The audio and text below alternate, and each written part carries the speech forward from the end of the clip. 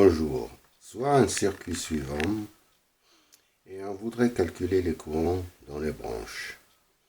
Alors là, pour pouvoir le faire, il faut faire des transformations étoile-triangle et triangle-étoile. Le premier triangle ici, je vais vous donner les équations d'abord, je l'ai déjà démontré auparavant. Donc on va transformer, voilà. Si on veut faire une transformation étoile-triangle, R1', ça va être R1', ça va être R1, R2 plus R2, R3 plus R3, R1 sur R1. R2', ça va être divisé par R2 qui est en face, et puis la somme des R. De même, si on veut faire la transformation inverse, c'est-à-dire triangle étoile, R1, ça va être ça multiplié par ça, divisé par la somme des 3. Voilà, ça c'est ce qu'on va utiliser pour pouvoir résoudre ce problème. Voilà, le premier triangle, il est là. Donc je vais le redessiner comme un triangle pour pouvoir le transformer. Alors il faut que je me rappelle de résistance. R1, 180, R2, 140 et R3, 80. Alors, je le redessine pour ressembler à un triangle.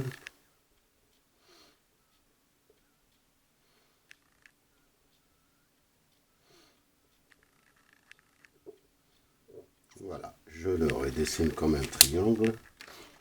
Donc, il va... Voilà.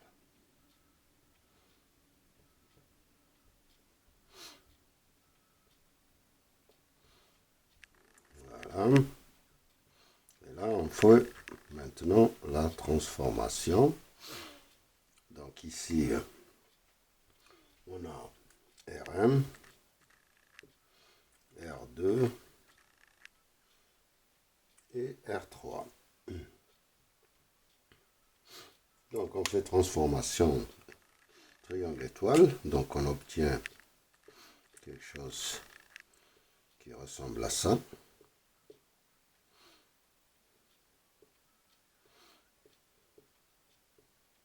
Ça, c'est R3'.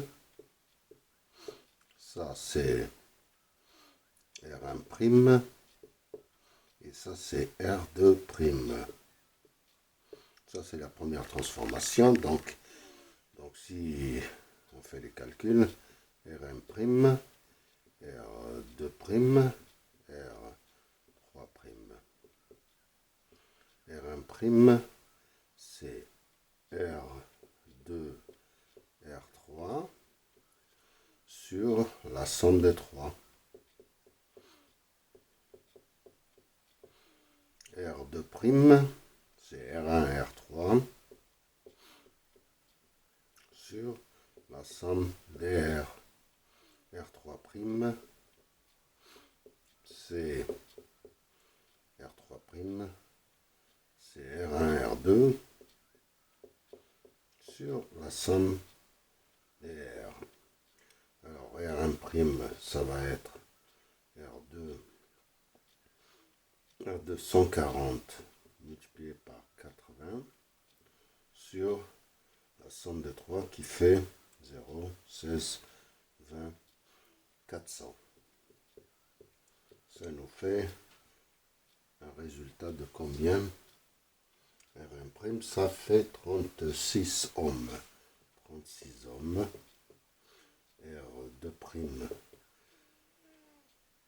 R1, R3, c'est 180 multiplié par 80 sur 400. Ça nous fait 28 ohms. Et puis R3', c'est R1, R2, 180 multiplié par 140 sur 400, ça nous fait 63 ohms. Voilà. Donc ici, on a 36 ohms, 28 et 63 ohms.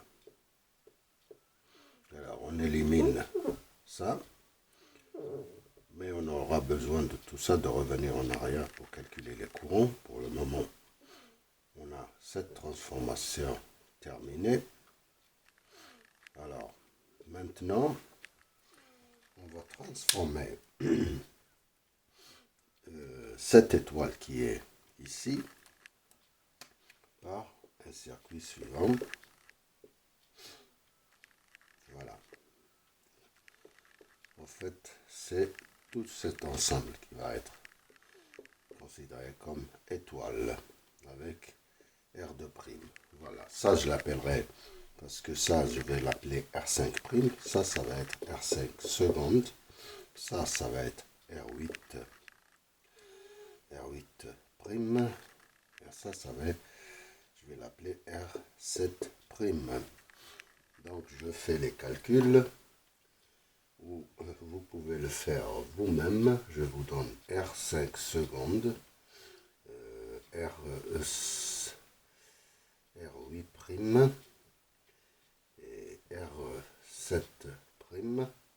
Ça c'est R5 multiplié par, au fait c'est pas R5, c'est R5 prime que R5 prime, je l'écris ici, R5 prime, c'est R5 plus R2 prime. R5 plus R2 prime, ça fait 32 plus 28, ça fait 60 ohms. Voilà, c'est R5 prime multiplié par R8 plus R8 multiplié par R7 plus R7 R5 prime sur, bien sûr, R5 prime. De même que R8 prime, c'est la somme des RR sur R8. Et R7 prime, c'est la somme des RR sur R7. Je vous donne le résultat. Ici, c'est 192 ohms. 192 ohms. R8 prime, c'est 240 ohms. 240 ohms. Et ici, c'est 144 ohms. Voilà. 144 ohms. Voilà, on pourra maintenant calculer la résistance équivalente de circuit pour pouvoir calculer le courant total. Et puis, si j'ai le temps, moi je pense que j'ai calculé tout ça, donc je peux effacer. Ok, donc on revient au circuit. Voilà, je vais redessiner ce circuit. J'ai un circuit qui ressemble à ça. Voilà. Voilà, et ici on peut calculer maintenant la résistance équivalente. En fait, la résistance équivalente de ce circuit. Tout d'abord, on a ce circuit-là, R4 plus R3 prime qui sont en série, puis en parallèle avec R8 prime. Puis la deuxième étape, c'est que ça, on ajoute, puisqu'ils sont en parallèle, ces trois résistances sont en série avec ça. Donc on a R1 prime plus R6 qui sont en série et qui sont en parallèle avec R7 prime. Voilà. Et puis ces deux sont en série, et puis tout cet ensemble qui est en parallèle avec R5 secondes. Et puis après, tout cet ensemble qui est en série avec R9 plus R10. Voilà, ça c'est la résistance équivalente. Alors, je vais commencer étape par étape. Ici, j'ai 17 plus 63. Ça fait 80 ohms. Et puis qui est en parallèle avec R8' qui fait 240. Donc 80 multiplié par 240 sur 240 plus 80, ça nous fait combien? Ça nous fait combien? Voilà, ça nous fait 60 ohms. Plus, ici on a 12 plus 36. 12 plus 36, ça nous fait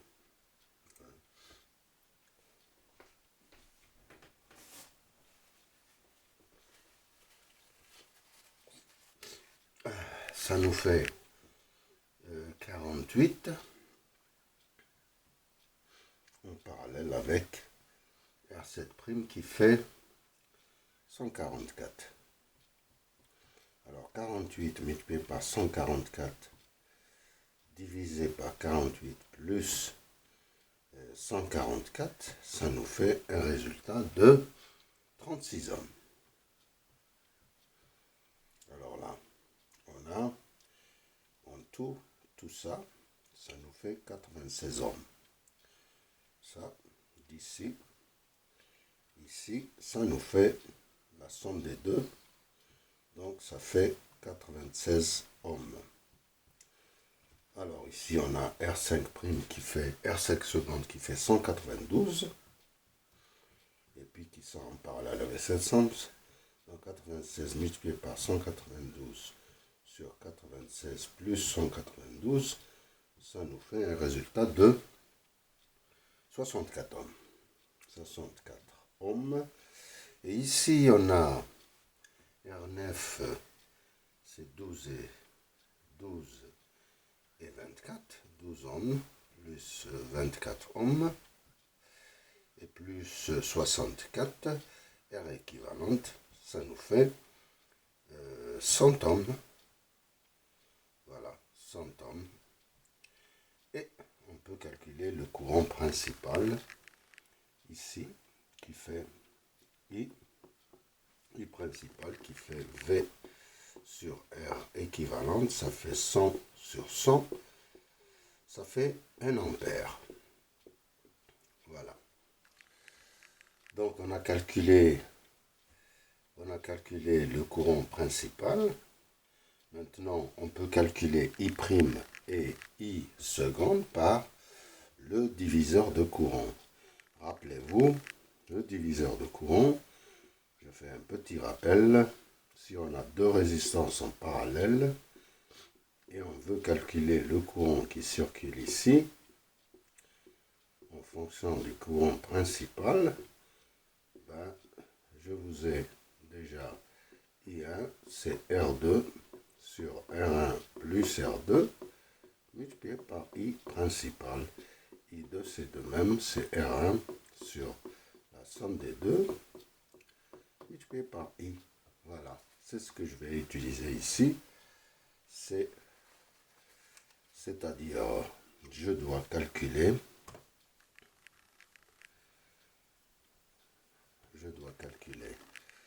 I' et I seconde. Donc, c'est deux résistances qui sont en parallèle. Cette résistance-là qu'on a calculée ici, c'est 96. Donc, I seconde, c'est 96 sur 96 plus R5 secondes qui fait 192, multiplié par le courant principal qui est de 1.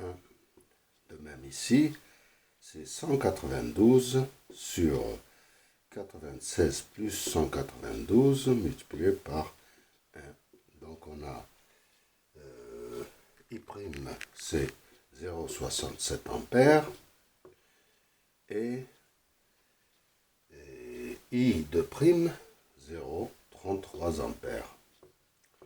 Voilà, j'ai calculé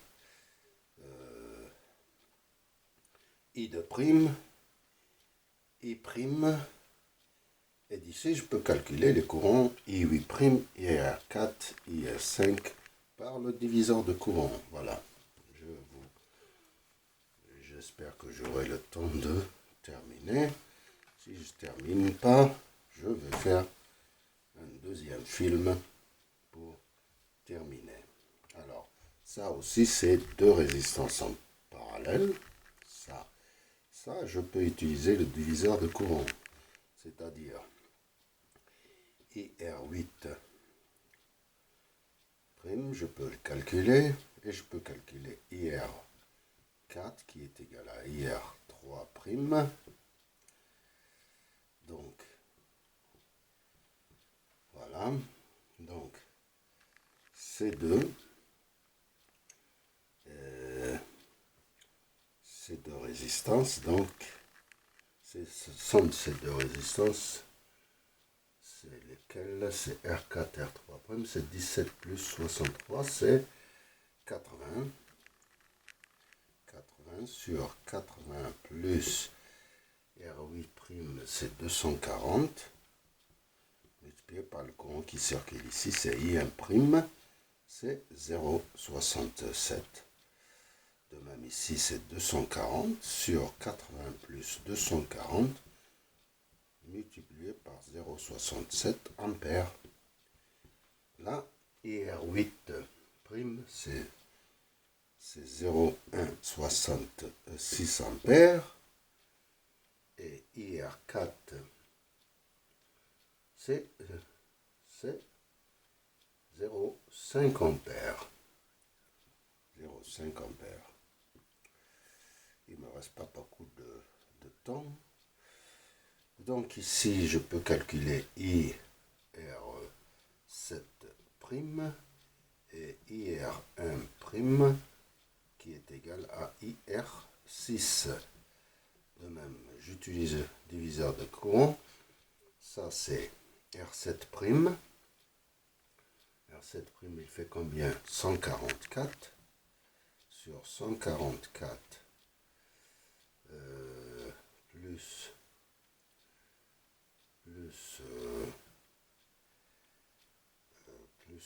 144 plus la somme C2 qui est de 48 multiplié par I1' qui est égal à 0,67. Donc I1 là c'est 0,5 ampères. Alors là c'est la différence, c'est 0,166 ampères. On a calculé I7', on a calculé IR1' et IR6. On peut maintenant calculer les courants IR7. Vous voyez, IR7, c'est la somme de ces deux courants. Alors, je l'écris ici, IR7. J'espère que j'aurai le temps. C'est I 2 secondes, puisque le courant ici, on l'a appelé I seconde. I seconde plus R8'. R8' qui est... Donc c'est 0,33 plus 0,166. Donc c'est en fait IR7, c'est 0,5 ampères. Alors on peut calculer aussi IR8 qui est la somme de ces deux. IR8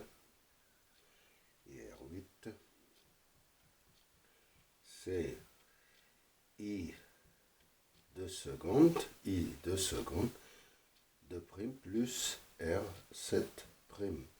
Donc c'est 0,33 aussi plus 0,166. Donc c'est 0,5 ampères.